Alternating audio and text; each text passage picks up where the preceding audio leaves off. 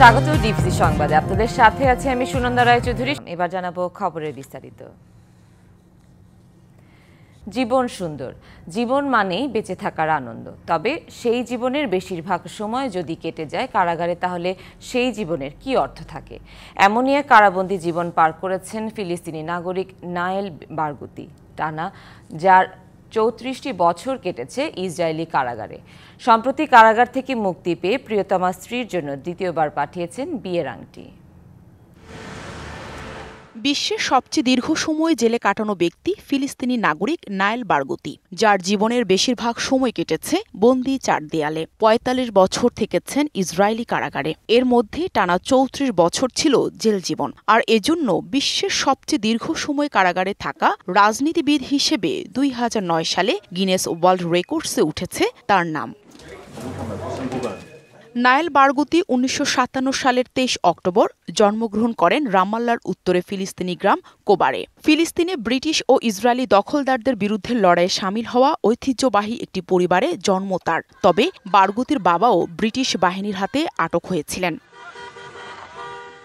অবশেষে তার মুক্তি মিলেছে। বয়সের ভার আর দুঃসহ কারাজীবনে অনেকটাই দুর্বল হয়ে পড়া নায়েলকে বৃহস্পতিবার মুক্তি দেয় ইসরায়েল কর্তৃপক্ষ।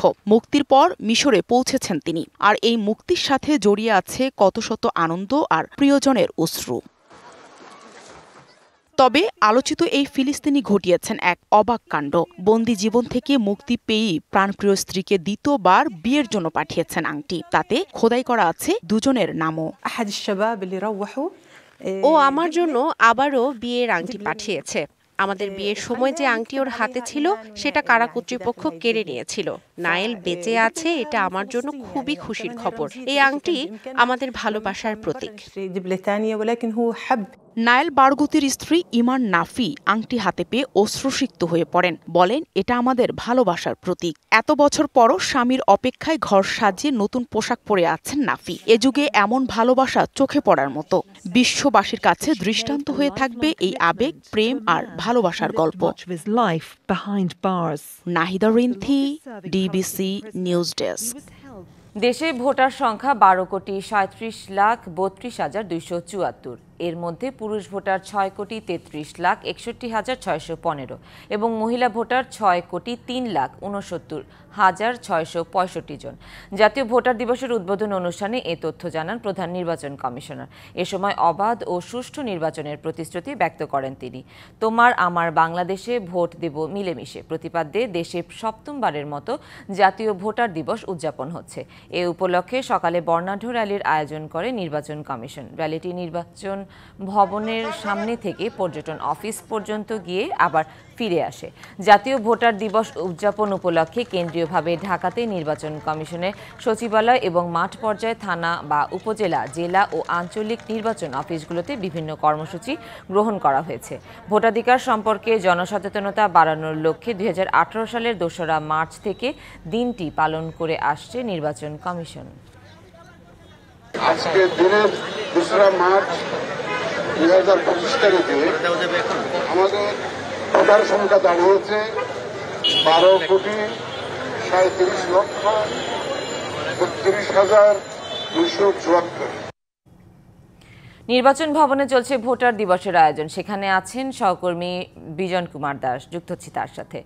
বিজন, একটু আগে তো জাতীয় ভোটার দিবসের শোভাযাত্রা হয়েছে, এখন কি চলছে আর কি কি কার্যক্রম আছে দিনব্যাপী, বিস্তারিত জানাবেন।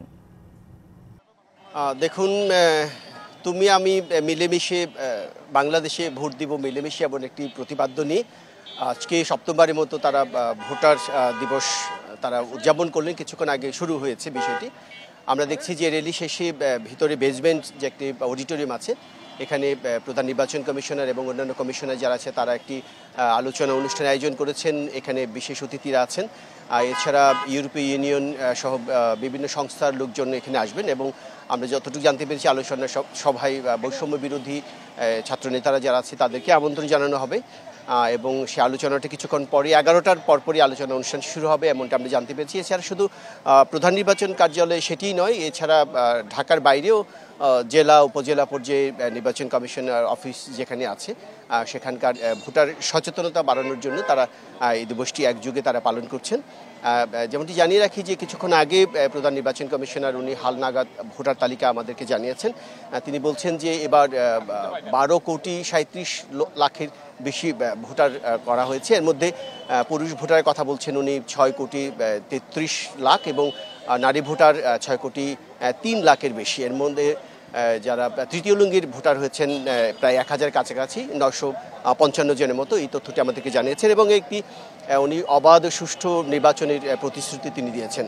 আপনি জানেন যে আসলে এবার যে নতুন প্রেক্ষাপটে যে ত্রয়োদশ জাতীয় সংসদ নির্বাচন অনুষ্ঠানটি হতে যাচ্ছে, সরকারের পক্ষ থেকে বলা হয়েছে এই বছরের শেষ নাগাদ অথবা 26-এর প্রথম দিকে যদি ত্রয়োদশ জাতীয় সংসদ নির্বাচনটি হয়, তাহলে এই সম্প্রতি জানুয়ারি মাসের 20 তারিখ থেকে তরুণদের যে ভোটার সম্পৃক্ত করেছে সেটাও 50 লাখের বেশি এবং তারাও নতুন করে নিবন্ধিত হয়েছেন। নতুন করে নিবন্ধন কার্যক্রম সম্পূর্ণ হলে তারা নতুন ভোটাররা তারা স্বতঃস্ফূর্তভাবে আপনার জায়গা বলতে থাকেন হ্যালো একটু মানুষকে সচেতনতা বাড়ানোর জন্য হাতে নিয়েছেন। তো সুনন্দা, এই ছিল। বিজন, ধন্যবাদ আপনাকে। লালমনিরহাটের পাটগ্রাম উপজেলার দহগ্রাম সীমান্তের শূন্য রেখার কাছে আবারও কাঁটাতারের বেড়া দেওয়ার চেষ্টা করেছে বিএসএফ, তবে বিজিবি বাধা দিলে বন্ধ হয়ে যায় সেই কাজ। শনিবার বিকেলে দুই দেশের সীমান্তরক্ষী বাহিনীর মধ্যে পতাকা বৈঠক হয়। এই সময় প্রতিশ্রুতি ভঙ্গ করে সীমান্তের ফের স্থাপনা নির্মাণের বিষয় কড়া প্রতিবাদ জানায় বিজিবি ও সীমান্তবাসীরা জানায় দহগ্রামের কলোনিপাড়া সীমান্তে শুক্রবার দিবাগত গভীর রাতে বিএসএফ শূন্য রেখার 3 থেকে 5 গজের মধ্যে কাঁটাতারের বেড়া ও লোহার খুঁটি স্থাপন শুরু করে। শনিবার সকাল পর্যন্ত প্রায় 500 গজ এলাকায় কাঁটাতারের বেড়া ও লোহার খুঁটি স্থাপন করে ভারতীয়রা। পরে বিজিবি ঘটনাস্থলে গিয়ে বাধা দিলে কাজ বন্ধ রাখা হয়। গত 10 জানুয়ারি দহগ্রাম সীমান্তে কাঁটাতারের বেড়া নির্মাণ ও পরে সেখানে কাচের খালি বোতল ঝোলানো নিয়ে সেখানে চরম উত্তেজনা শুরু হয়। ওই সময় পঞ্চগড়ের বাংলাবান্ধায় বিজিবি বিএসএফের উচ্চ পর্যায়ের বৈঠকে সীমান্তে আপাতত স্থাপনা নির্মাণ না করার প্রতিশ্রুতি দেয় বিএসএফ। মাদারীপুরে খোলা বাজারে বোতলে বিক্রি হচ্ছে ডিজেল, অকটেন ও পেট্রোল সহ জ্বালানি তেল ও এলপি গ্যাস সিলিন্ডার। গ্রাম থেকে শহর সবখানেই হাটবাজারের প্রতিটি মোড়ে এ তেল বিক্রি করছে কতিপয় ব্যবসায়ী। ফায়ার সার্ভিস বলছে অবৈধ এসব বিক্রেতাদের আইনের আওতায় আনা না গেলে যে কোনো সময় ঘটতে পারে নাশকতা সহ বড় ধরনের দুর্ঘটনা। এ ব্যাপারে ব্যবস্থা গ্রহণের আশ্বাস দিয়েছে জেলা প্রশাসক। মাদারীপুরের শিবচরের শেখপুর বাজারে আব্দুল লতিফ মোল্লা সেন্টার দোকানের সামনেই সারিবদ্ধ বোতলে পেট্রোল, ডিজেল ও অকটেন। নিয়মনীতি তোয়াক্কা না করেই যে কোনো ব্যক্তির কাছেই এই জ্বালানি তেল বিক্রি করছেন দোকানিরা। একই চিত্র জেলার 5টি উপজেলার অধিকাংশ এলাকায়। গ্রাম কিংবা শহরে হাটবাজারে সবখানেই এভাবে জ্বালানি তেল পাওয়া যাচ্ছে। জেলার অধিকাংশ মুদি দোকানে নেই ফায়ার সার্ভিস, পরিবেশ অধিদপ্তর, বিস্ফোরক দ্রব্য নিয়ন্ত্রণ অধিদপ্তর ও জেলা প্রশাসক সহ বিভিন্ন দপ্তরের অনুমতি। এখানে এসে অনেকে বিপদে পড়ে, সেই স্বার্থে আমরা এখানে বিক্রি করি। বিক্রি করার স্বার্থে আমার স্থানীয় চেয়ারম্যান সার্টিফিকেট, মানে যেটা ট্রেড লাইসেন্স থাকে, এইগুলো আছে। মানে লাইসেন্স ছাড়া সেটা জানি না, লাইসেন্স কিভাবে করতে হয় সেটাও জানি না। কখনো সরকার থেকে এরকম কোনো আসে নাই প্রশাসনিকভাবে যে এইভাবে করতে হয়। প্রতারণা, নাশকতা, দুর্ঘটনার ঝুঁকি থাকায় খোলা বাজারে এসব দাহ্য পদার্থ বিক্রি বন্ধের দাবি জেলাবাসীর। এই যে খোলা বাজারে যেভাবে তৈল বিক্রি হচ্ছে, এটা নির্দিষ্ট একটা স্থানে যদি বিক্রি হয় তা মানুষের জানবো যে এখানে বিক্রি হয় যাবে। এটাতে একটা নীতিমালা করা উচিত, যাদের লাইসেন্সধারী ছাড়া এই গ্যাস এবং পেট্রোল কেউ বিক্রি করতে পারবে না। ফায়ার সার্ভিসেরও আশঙ্কা নাশকতা সহ বড় দুর্ঘটনার। শিগগিরই ব্যবস্থা গ্রহণের আশ্বাস এসেছে জেলা প্রশাসকের কাছ থেকে। খুচরা জ্বালানি তেল বিক্রি করার ফলে অসতর্কতার কারণে অগ্নিকাণ্ড সংঘটিত হতে পারে। তাছাড়া স্যাবোটেজ ঘটানোর জন্য নাশকতাকারীদের কাছে খুব সহজলভ্য হয়, সেজন্য খুচরা জ্বালানি তেল বিক্রয় পরিহার করতে হবে। এখানে আপনার বাইরে বোতলজাত বিক্রি করার কোনো সুযোগ নাই। এক্ষেত্রে আমরা তো পেট্রোল পাম্পগুলোতে সাধারণত মোবাইল কোর্ট পরিচালনা করে থাকি, আর হাটবাজারে যদি এরকম বিক্রি হয়ে থাকে সেক্ষেত্রে আমরা আইনানুগ ব্যবস্থা নিব।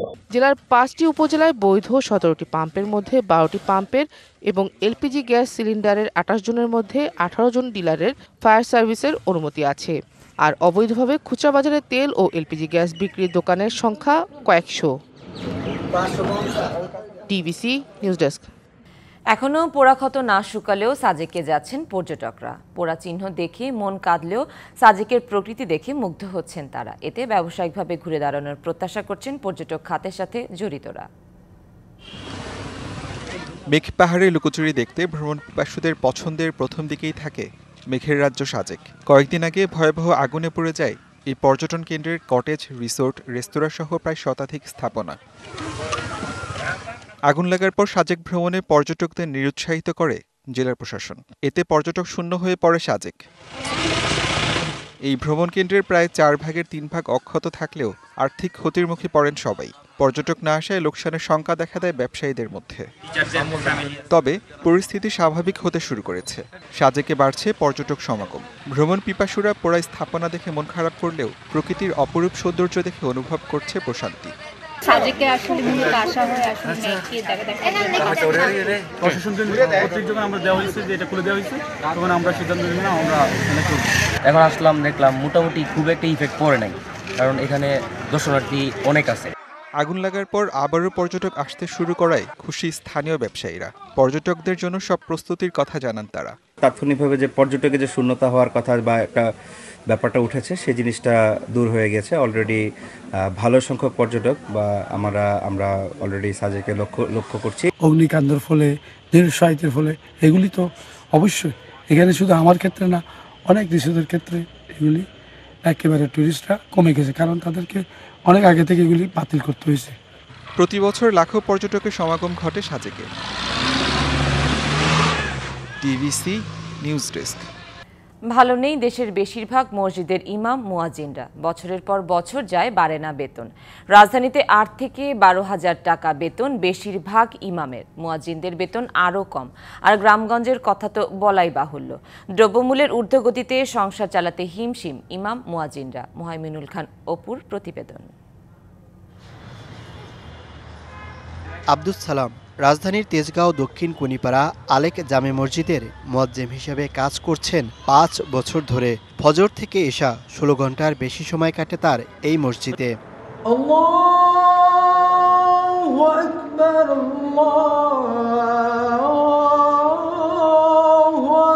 মুয়াজ্জিন আব্দুস সালামের ছেলে মেয়ে সহ 5 সদস্যের পরিবার। 14 বছরে তার বেতন হয়েছে মাত্র 11,500 টাকা। 2010 থেকে মুয়াজ্জিনের দায়িত্ব আছে। তখন মসজিদে আমার বেতন ছিল 8,000 টাকা। ঢাকা আসার পরে 11,500 টাকা বেতন পাই। এরপরে আমার খানা দানা 11,000 ভিতরে। 24 ঘন্টা আমরা মেহনত করে আসতেছি, দিনে খেদমত করে আসতেছি। আমরা তো ইমাম মুয়াজ্জিন সকলেই অবহেলিত। মুয়াজ্জিনের কাজ আজান দেয়া হলেও নিজ দায়িত্বে মসজিদ পরিষ্কার পরিচ্ছন্ন রাখেন। ঘড়ির কাঁটা মেনে দিতে হয় আজান। আব্দুস সালামের মতো হাফেজ মোহাম্মদ আবু সাইদেরও একই অবস্থা। 22 বছর ধরে খেদমতে আছি, পাশাপাশি আজানও দেই, পাশাপাশি ইমামতি করি, বাচ্চাদের পড়াই। বর্তমানে এই বেতনে আমাদের চলে না। মসজিদ কমিটি যতটুকু পারতেছেন ততটুকু আমাদের জন্য দায়িত্ব করছে না। ভোর ফজর নামাজ থেকে রাত ইশা পর্যন্ত নামাজ পড়ানো, এটা ইমামদের প্রতিদিনকার রুটিন। 2 ঈদেও নেই ছুটি। মসজিদের জন্য নিবেদিত হলেও তাদের মাসে যে বেতন দেওয়া হয় তা অন্য পেশার তুলনায় অতি নগণ্য। আলহামদুলিল্লাহ আমরা এই কাজে আছি। তো দীর্ঘদিন যাবৎ এই কাজে থাকার এবং এর পিছনে মেহনত করা, এটা যেমন আমার শুকরিয়ার বিষয়, পাশাপাশি আমাদের বেতন যেটা নির্ধারণ করা হয়েছে মাসিক, এটা দিয়ে আসলে এই পরিবার চালিয়ে নিজে চলা এটা অনেক কষ্টকর। এ তো শহরে থাকা ইমাম মুয়াজ্জিনদের গল্প। গ্রামে সামান্য বেতনে সংসার চালাতে হয় তাদের। স্বল্প টাকায় জীবন চললেও দাবি আদায়ে রাস্তায় নামেন না ইমাম মুয়াজ্জিনরা।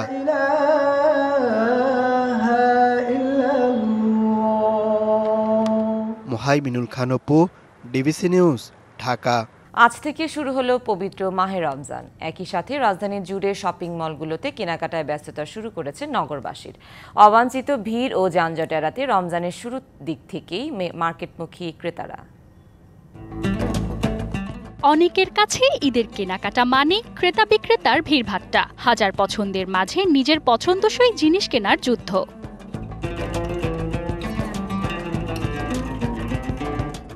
তাই রমজানের শুরুতে ভিড় এড়িয়ে কেনাকাটা সারছেন কেউ কেউ। এমন দৃশ্যের দেখা মেলে রাজধানীর মৌচাক মার্কেটে।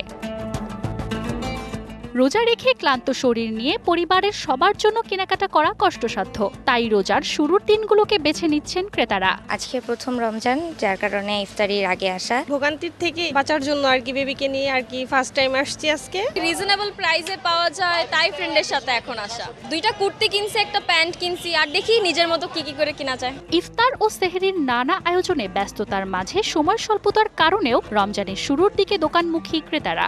রমজান শুরু হয়ে গেলে ইবাদতের একটা ব্যাপার থাকে, দিনের মধ্যে সময়গুলো তো ওভাবে ভাগ করে খরচ করা লাগে, তখন তো অনেক সময় ধরে শপিং এ আসা হয় না। পূর্ব অভিজ্ঞতা যেটা বলে যে অন্যান্য দিনগুলোতে ভিড় বেশি থাকে। গত বছরের তুলনায় এবার ভালো বেচাকেনার আশা বিক্রেতাদের। শবে বরাতের পর থেকে আলহামদুলিল্লাহ আমাদের সেল টুকটাক ভালো হচ্ছে, আশা করতেছি যে সামনে আমাদের আরো ভালো সেল হবে ইনশাআল্লাহ। 5 রমজান থেকে 20 রমজান পর্যন্ত ভালো বেচাকেনা হয় আমাদের। কেউ এসেছেন বন্ধু বান্ধবের সাথে, কেউ বা এসেছেন পরিবার নিয়ে। অতিরিক্ত ভিড় এড়াতে রমজানের শুরুতে ঈদের কেনাকাটা সেরে নিচ্ছেন ক্রেতারা। নিজের পছন্দসই জিনিস কিনে বাড়ি ফিরছেন তারা। রমজানের শুরুতে ক্রেতাদের এমন সমাগম দেখে খুশি বিক্রেতারা। মানজুম আফরোজ, নীলিমা, ডিবিসি নিউজ, মৌচাক মার্কেট, ঢাকা। প্রকৃতিতে বসন্তের আগমনের সাথে সাথে আমের মুকুলের মৌ ঘ্রাণে মুখরিত হয়ে উঠেছিল সাতক্ষীরা। গাছে গাছে আমের মুকুলের দোল খাওয়া দেখা গেলেও অসময়ের বৃষ্টিতে হতাশ চাষিরা। একদিনের বৃষ্টিতেই ঝরে গেছে আমের মুকুল। এদিকে চাষিদের ক্ষতির হাত থেকে বাঁচাতে নানা পরামর্শ দিচ্ছে কৃষি বিভাগ।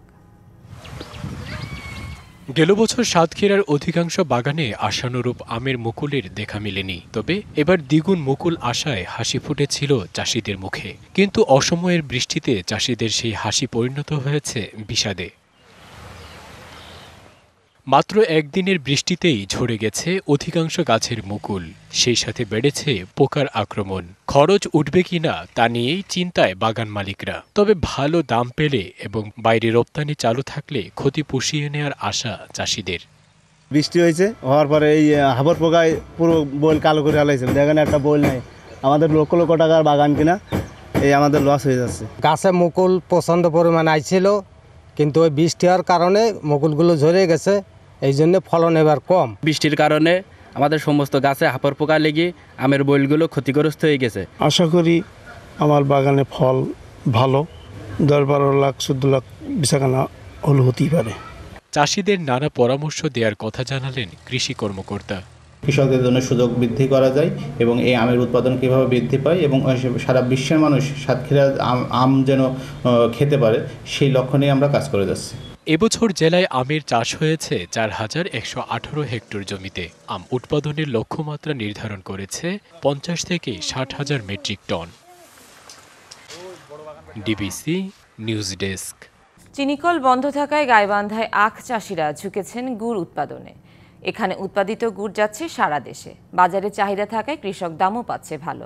হাসি ফুটেছে আখ চাষিদের মুখে। মানসম্মত গুড় উৎপাদনে কৃষকদের সহযোগিতা দিচ্ছে কৃষি বিভাগ। উত্তরা জেলা গাইবান্ধায় প্রায় প্রতি বছর বন্যা হয়। বর্ষা মৌসুমে যে কোনো ফসল চাষ ঝুঁকিপূর্ণ। এই সময় কৃষকদের ভরসা রাখতে হয় আখ চাষে। তবে 2020 সাল থেকে রংপুর চিনিকল বন্ধ থাকায় উৎপাদিত ফসল বিক্রি নিয়ে বিপাকে পড়তে হয় কৃষকদের। এ অবস্থায় বিকল্প হিসেবে আখ চাষিরা ঝুঁকছেন গুড় উৎপাদনে। এখানকার উৎপাদিত আখ থেকে তৈরি গুড়ের মান ভালো হওয়ায় চাহিদা আছে সারা দেশেই। কৃষকরা জানালেন 1 বিঘায় উৎপাদিত আখ থেকে তৈরি গুড় বেচে 35 থেকে 40 হাজার টাকা লাভ হয়। এই আখ আমরা নিজেরাই মারি, নিজেরা মারিয়ে গুড় তৈরি করি। গুড় তৈরি করলে বন্ধুর এই গুড়টা হল সুস্বাদ। এখানে যারা আসে তাদেরকে দিয়ে আমরা শেষ করতে পারি না আর কি, এইরকম চাহিদাটা এরকম। 1 বিঘা জমিতে ম্যাক্সিমাম 20 থেকে 25 হাজার টাকা খরচ হয় এবং আয়ের উৎস আসে 40 থেকে 50 হাজার টাকা। আখ চাষ থেকে মানসম্মত গুড় উৎপাদন পর্যন্ত সময়ে কৃষকদের সহযোগিতা দেওয়ার কথা জানালো কৃষি বিভাগ। আখ থেকে ভালো মানের গুড় তৈরি করে তারা বাজারে বিক্রি করবে এবং লাভবান হবে। যেহেতু আখ ফসলটি অপেক্ষাকৃত কম উর্বর জমিতে হয়, সেক্ষেত্রে আমরা আখ চাষি ভাইদেরকে আমরা উৎসাহ প্রদান করছি। তবে বন্ধ থাকা রংপুর চিনিকল চালু হলে জেলায় আখ উৎপাদন আরও বাড়বে বলে প্রত্যাশা কৃষকদের। DBC news desk. জেলেনস্কিকে পেটাননি ট্রাম্প, এটাই বিস্ময়ের। বৈঠকে জেলেনস্কি যে পরিমাণ ঔদ্ধত্য প্রদর্শন করেছেন তার গায়ে হাত তোলা থেকে বিরত থেকে সংযমের পরিচয় দিয়েছেন ট্রাম্প। সামাজিক যোগাযোগ মাধ্যম টেলিগ্রামে পোস্ট করা এক বার্তায় এমন মন্তব্য করেন রাশিয়ার পররাষ্ট্র মন্ত্রণালয়ের মুখপাত্র মারিয়া জাখারোভা। জেলেনস্কি কি অকৃতজ্ঞ আখ্যা দিয়ে তৃতীয় বিশ্বযুদ্ধ সৃষ্টির পথে হাঁটছেন বলে মন্তব্য করেন ট্রাম্প। যে হাত তাকে খাবার দেয় সেই হাতে কামড় দিতে উদ্যত হয়েছিলেন জেলেনস্কি। টেলিগ্রাম পোস্টে এই প্রসঙ্গে রাশিয়ার পররাষ্ট্র মন্ত্রণালয়ের মুখপাত্র মারিয়া জাখারোভা বলেন, জেলেনস্কি এ পর্যন্ত যত মিথ্যে বলেছেন সেসবের মধ্যে সবচেয়ে বড় মিথ্যে ছিল 2022 সালে যুদ্ধ শুরুর সময় কিয়েভ একা ছিল এবং কেউ তার পাশে ছিল না।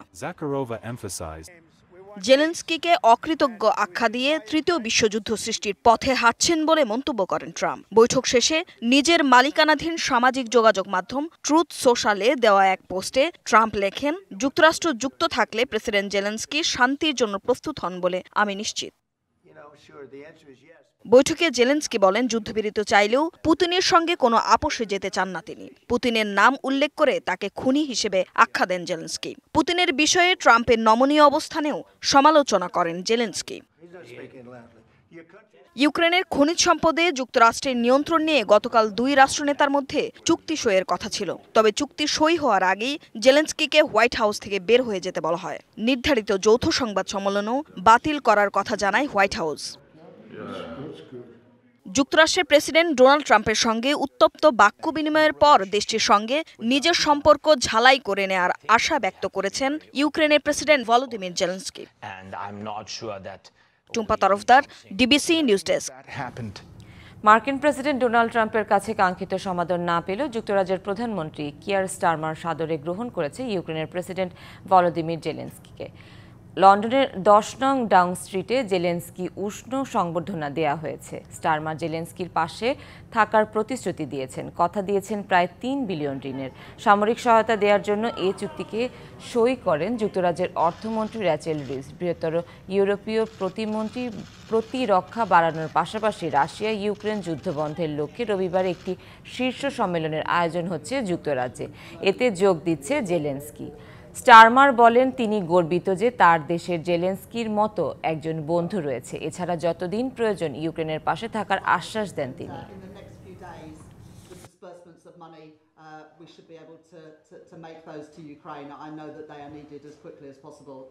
সংবাদ এই ছিল এখনকার মতো। ডিবিসি নিউজের সংবাদগুলো পড়তে ভিজিট করুন dbcnews.tv আর ভিজিট করুন ডিবিসি নিউজের ফেসবুক পেজ এবং ইউটিউব চ্যানেল। সাথেই থাকুন।